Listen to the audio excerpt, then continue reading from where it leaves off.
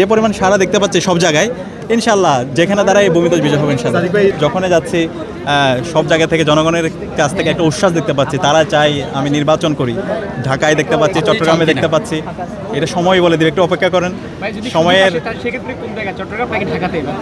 অবশ্যই সময়টা আসুক এবং যেখানেই জনগণ বেশি চাইবে ওখানেই হবে ইনশাল্লাহ। বিভিন্ন জায়গা থেকে প্রত্যাশা দেখতে পাচ্ছি, এটা ঢাকা, চট্টগ্রাম প্রত্যেকটা জায়গায় বিভিন্ন স্তরের নাগরিকদের থেকে তাদের মতামত আসছে, তারা চাচ্ছে।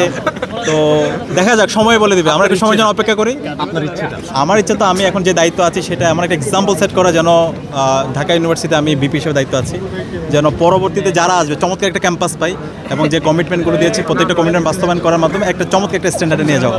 তো এটা আলহামদুলিল্লাহ ইতিমধ্যে করেছি। বিশ্ববিদ্যালয়ের অনেকগুলো সংকট 104 বছর তৈরি হয়েছে, সেই সংকটগুলো আমরা অ্যাড্রেস করার চেষ্টা করেছি। এখানে পরিবহন সংকট, আবাসন সংকট, এটা তো একদিনও হবে না, কিন্তু দীর্ঘমেয়াদী প্ল্যান হিসাবে যে প্রকল্প সেটা যেন দ্রুত বাস্তবায়ন হয়।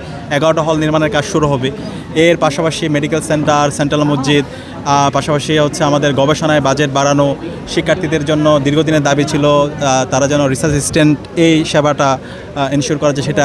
এরপর অনেক ধরনের কালচারাল প্রোগ্রাম এবং শিক্ষার্থীদের জন্য একটা নিরাপদ ক্যাম্পাস নির্মাণ করা এবং নারীদের জন্য মাতৃত্বকালীন ছুটি, শিক্ষক মূল্যায়ন পদ্ধতি, এরকম অসংখ্য কাজ ইতিমধ্যে আমরা করছি এবং রেগুলার আমরা শিক্ষার্থীদের কাছে জবাবদিহি করছি। তো এর মধ্যে একটা স্ট্যান্ডার্ড আলহামদুলিল্লাহ আমরা স্থাপন করেছি, আরও একটা ভালো পজিশনে নিয়ে যাওয়া। আর মেয়র নির্বাচন সময় বলে দিবে, একটু অপেক্ষা করেন।